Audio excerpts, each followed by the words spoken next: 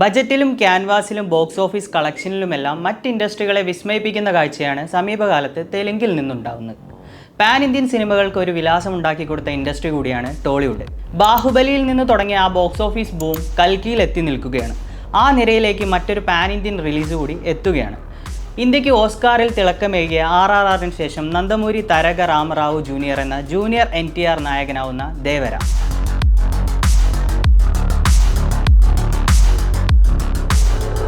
Janata garage എന്ന super hit ചിത്രത്തിന് ശേഷം കൊരട്ടല ശിവ ജൂനിയർ NTRനെ നായകനാക്കി സംവിധാനം ചെയ്യുന്ന സിനിമയാണ് ദേവര.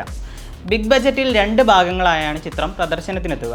ദേവര എന്ന അച്ഛൻ കഥാപാത്രമായും വരദ എന്ന മകനായും ഇരട്ട വേഷത്തിൽ ജൂനിയർ NTR എത്തുമ്പോൾ ഭൈരവ എന്ന വില്ലൻ കഥാപാത്രമായി എത്തുന്നത് ബോളിവുഡ് താരം സൈഫ് അലി ഖാനാണ്. നടി ജാൻവി കപൂറിൻ്റെ ആദ്യ തെന്നിന്ത്യൻ ചിത്രം കൂടിയായ ദേവരയിൽ പ്രകാശ് രാജ്, ശ്രീകാന്ത് മേക്ക, ഷൈൻ ടോം ചാക്കോ, നരൈൻ തുടങ്ങിയ മുൻനിര താരങ്ങളും അണിനിരക്കുന്നുണ്ട്.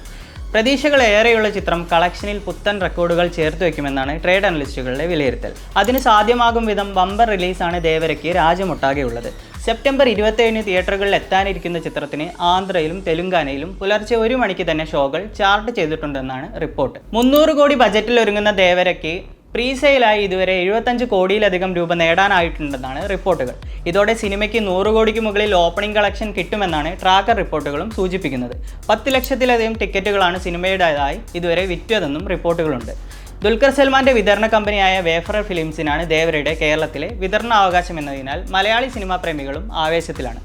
ജനതാ ഗ്യാരേജിനും RRRനും ശേഷം യങ് ടൈഗർ എന്ന് വിളിക്കുന്ന ജൂനിയർ NTRന് കേരളത്തിലും ആരാധകരുണ്ട്. അനിരുദ്ധ് രവിചന്ദർ സംഗീതം പകർന്ന ദേവരയിലെ ഫിയർ സോങ്, ചുട്ടമല്ലേ, ദാവൂദി എന്നീ 3 ഗാനങ്ങളും ഇതിനോടകം പുറത്തുവിട്ടിട്ടുണ്ട്.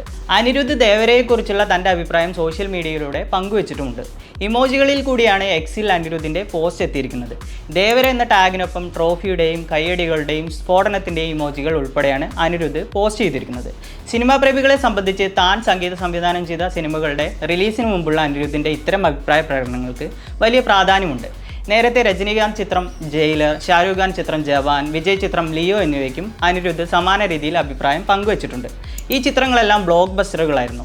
എന്നാൽ ഇന്ത്യൻ 2ന് അനിരുദ്ധിൻ്റെ ഇത്തരം അഭിപ്രായ പ്രകടനങ്ങൾ ഉണ്ടായിരുന്നില്ല. 6 വർഷത്തിന് ശേഷം ജൂനിയർ NTR സോളോ നായകനായി എത്തുന്ന ചിത്രം എന്ന നിലയിൽ കഴിഞ്ഞ ദിവസം പുറത്തിറങ്ങിയ ദേവരയുടെ ട്രെയിലറും ശ്രദ്ധിക്കപ്പെട്ടിരുന്നു. തകർപ്പൻ ഡയലോഗുകളും നടുക്കടലിലെ കിടിലൻ ആക്ഷൻ രംഗങ്ങളും കോർത്തിണക്കിയ ഗംഭീര ദൃശ്യവിരുന്നായിരിക്കും സിനിമയെന്നാണ് ട്രെയിലർ നൽകുന്ന സൂചന. അതേസമയം ട്രെയിലറിലെ ചില VFX രംഗങ്ങളെക്കുറിച്ചുള്ള വിമർശനങ്ങളും പ്രേക്ഷകർ പങ്കുവയ്ക്കുന്നുണ്ട്. ദേവരയുടെ പ്രൊമോഷൻ്റെ ഭാഗമായുള്ള പ്രീ റിലീസ് ഇവൻറ്റ് നടത്താൻ അണിയറ പ്രവർത്തകർ തീരുമാനിച്ചിരുന്നെങ്കിലും ആരാധകരുടെ തിരക്ക് കാരണം മാറ്റിവെക്കുകയായിരുന്നു. സെപ്റ്റംബർ 22 ഹൈദരാബാദിൽ പ്ലാൻ ചെയ്ത ഇവൻറ്റിന് മണിക്കൂറുകൾ ബാക്കിയുള്ളപ്പോഴാണ് പരിപാടി റദ്ദാക്കിയത്. എന്തായാലും RRRലൂടെ താരമൂല്യം ഉയർത്തിയ ജൂനിയർ NTRനെ സംബന്ധിച്ച് ദേവര ഏറെ പ്രാധാന്യമുള്ള ചിത്രമാണ്.